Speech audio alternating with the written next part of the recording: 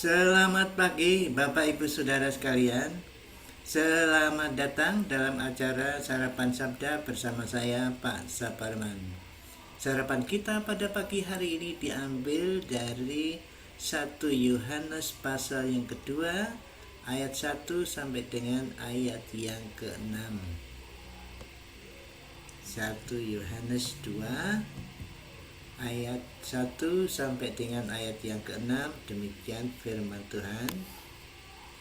Anak-anakku, hal-hal ini kutuliskan kepada kamu supaya kamu jangan berbuat dosa. Namun jika seorang berbuat dosa, kita mempunyai seorang pengantara pada Bapa, yaitu Yesus Kristus yang adil. Dan ia adalah pendamaian segala dosa kita, dan bukan untuk dosa kita saja, tetapi juga untuk dosa seluruh dunia. Dan inilah tandanya bahwa kita mengenal Allah, yaitu jikalau kita menurut perintah-perintahnya. Barang siapa berkata aku mengenal dia tetapi ia tidak menuruti perintahnya, ia adalah seorang pendusta dan di dalamnya tidak ada kebenaran. Tetapi barang siapa menurut firman-Nya, di dalam orang itu sungguh-sungguh sudah sempurna kasih Allah. Dengan itulah kita tahu bahwa kita ada di dalam Dia. Barang siapa mengatakan bahwa ia ada di dalam Dia, ia wajib hidup sama seperti Kristus telah hidup. Nah, Bapak Ibu Saudara yang dikasihi Tuhan, pagi ini kita akan merenungkan ayat yang pertama. Jadi di dalam ayat itu jelas sekali, kalau saya tuliskan ini, jangan berbuat dosa.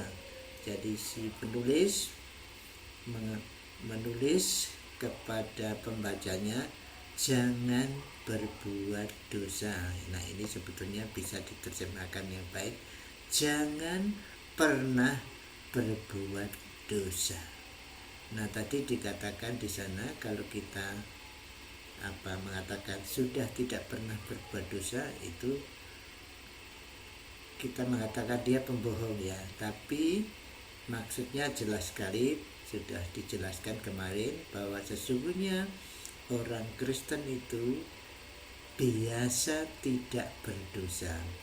Kalau berdosa itu suatu insiden. Makanya penulis menulis surat dengan jelas tujuannya di sini supaya pembaca jangan pernah berbuat dosa.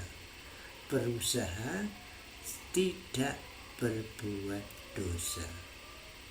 Itu preventifnya ya, jangan pernah berbuat dosa. Tetapi atau diterjemahkan namun, tapi tidak begitu keras di sini ya. Tapi itu jika kita berbuat dosa, atau jika seorang berbuat dosa, jika di antara kita, di dalam diri kita atau Bapak Ibu Saudara berbuat dosa, puji Tuhan kita sudah punya namanya Parakletos.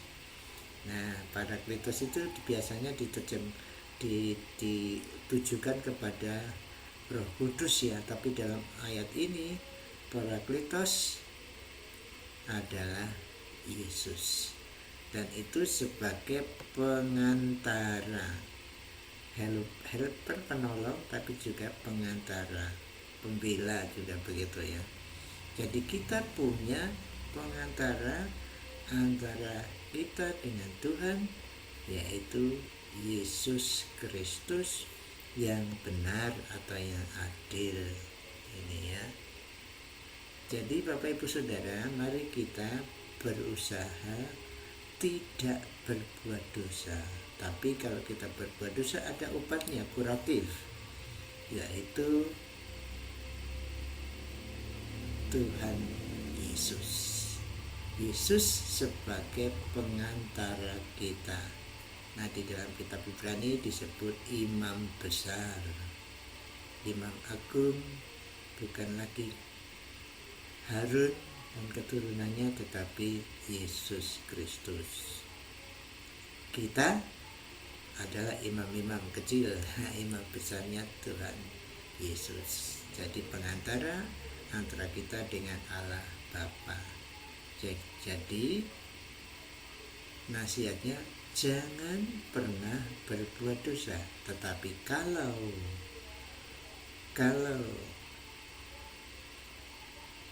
berbuat dosa, terjadi suatu tindakan dosa, kita punya pengantara, yaitu Yesus yang adil, yang benar. Tentu saja pengantara harus benar sama sekali, tidak ada salahnya ya, supaya bisa mengantar kita kepada Allah. Demikian pada pagi hari ini, mari kita sadar, berusaha menjauhi sejauh mungkin berbuat dosa. Tetapi kalau keteriwal bahasa Jawanya, kalau tersandung jatuh, kita punya pengantara, yaitu Yesus yang benar atau yang adil. Mari kita berdoa dan bersyukur kepada Tuhan atas nasihat ini dan jalan keluarnya apabila kita melakukan suatu kesalahan atau dosa. Tuhan Yesus, terima kasih firman-Mu pada pagi hari ini mengingatkan kami bahwa kami supaya menjauhi berbuat dosa sekalipun, satu kalipun. Tetapi jika kami tersandung dan berdosa, kami bersyukur kami Tuhan sediakan Yesus Kristus sebagai pengantara kami. Terima kasih. Di dalam nama-Mu Tuhan Yesus kami berdoa. Amin.